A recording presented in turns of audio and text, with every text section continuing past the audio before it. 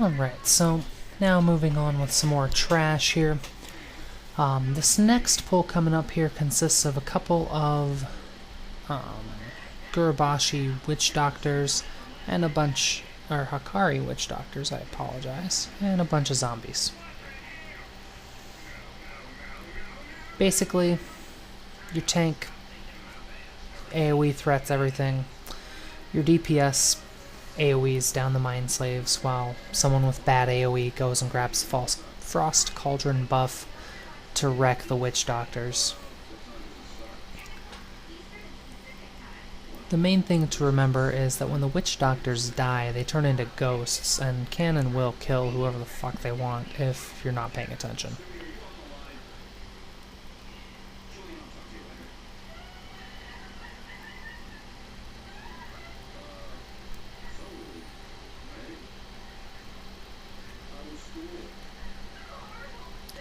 And this next pull consists of a couple of Gurubashi berserkers.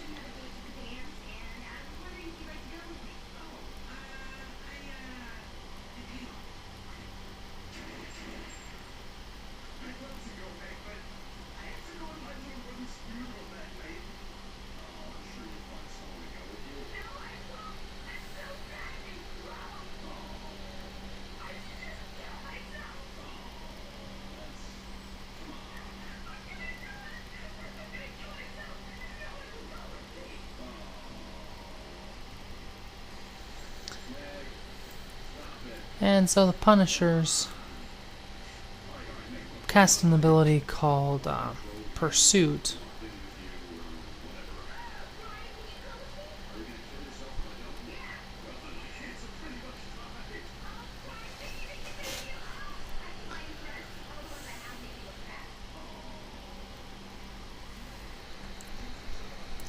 Basically what you're hoping for on these guys is a crit, so you don't have to worry about DPSing down the 800,000 health they have left even after the Frost Cauldron wrecks them.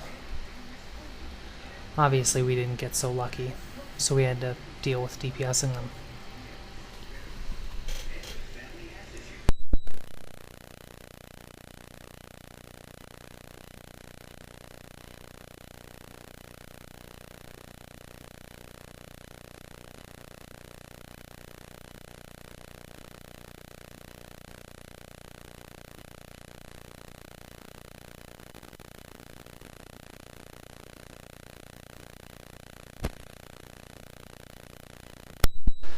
Okay, so now we move on here to the fourth boss, Zanzil. He takes all of these cauldrons you've been playing with and rolls them all into one fancy little boss fight with a couple of, with one major wrinkle.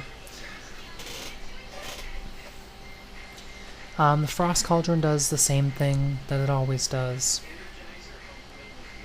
The green cauldron there in the back protects you from poison. And the red cauldron there emits a pulsing AoE fire that actually can cause friendly fire damage as well. Basically what he uses those for, the fire is used to all three used to counteract various things that he does during the fight. The fire is used when he summons Zanzil zombies. Unless, you're really good at AoE like a Shadow Priest, in which case you just AoE them down and let the melee worry about it. The Frost Cauldron is for if he summons a Gurubashi Berserker, and the Green Cauldron is for when he does Zanzil Graveyard Gas. The other wrinkle he throws into the cauldrons is his ability called Zanzil Fire. He'll cast it once about every 20 seconds, and he'll just shoot a line of fire straight through where the tank is standing when he starts casting. And it pretty much destroys anyone that happens to stand in it for more than about a tick.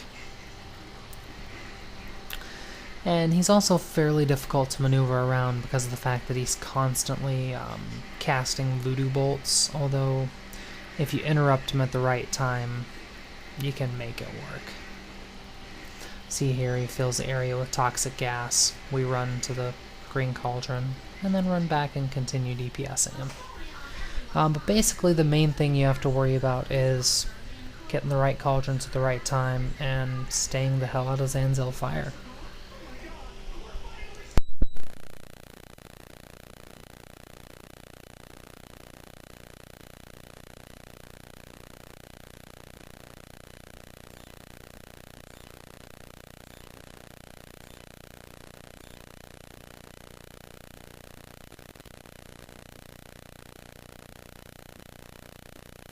And if you do all those things, Zanzil will cry about Zilgrub being nothing without him and drop loot.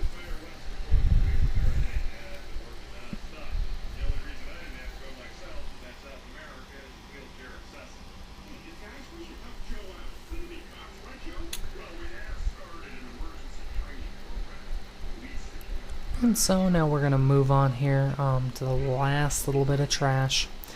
This next pull is usually pretty easily dealt with a couple of Frost Cauldron buffs. There's one Zandalari Archon and one Zandalari Juggernaut.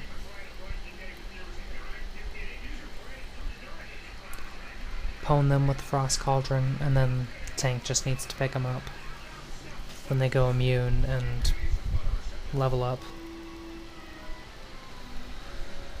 See, only I grabbed the Frost Cauldron buff, so the Juggernaut didn't get wrecked nearly as quickly as the Archon, but yeah.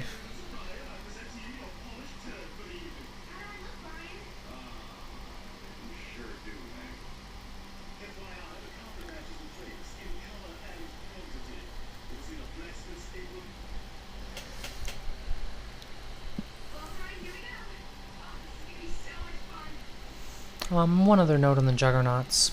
Those little pancakes you see there on the ground, they hurt. If you're a tank, don't stand in them. If you're a DPS, don't stand in them. And now these last two or three trash pulls, depending on the quality of your group, are exactly the same. They're these Gurabashi spirit guys. They'll cast a body slam, which will make this purple circle of death on the ground, and if you can actually manage to tank them in the purple circle of death, they take double damage. If you're standing in the purple circle of death, you'll take double damage. So use at your own risk.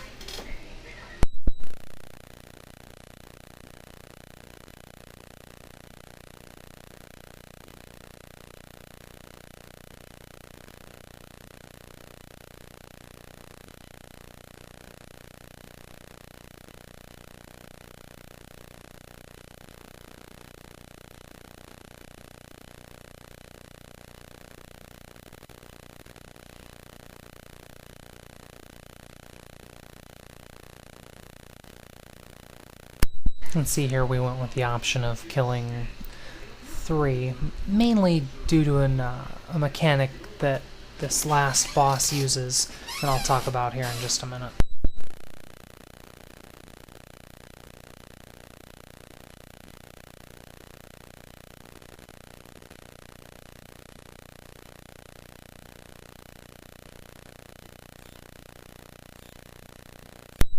And so here we are at the last boss, Jindo the Godbreaker. Jindo is a 2-phase fight.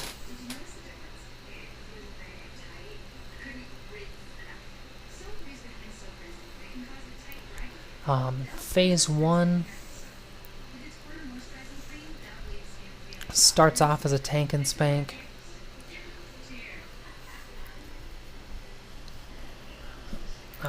However, you're going to see a little dead zone pop up here momentarily. And this will become relevant when he uses his second Phase 1 ability, Shadows of Akar. Basically, everyone, tank included, needs to stand inside the dead zone so that his abilities with Shadows of Akar doesn't wreck you. Because he also does pulsing AoE damage while he's got the buff.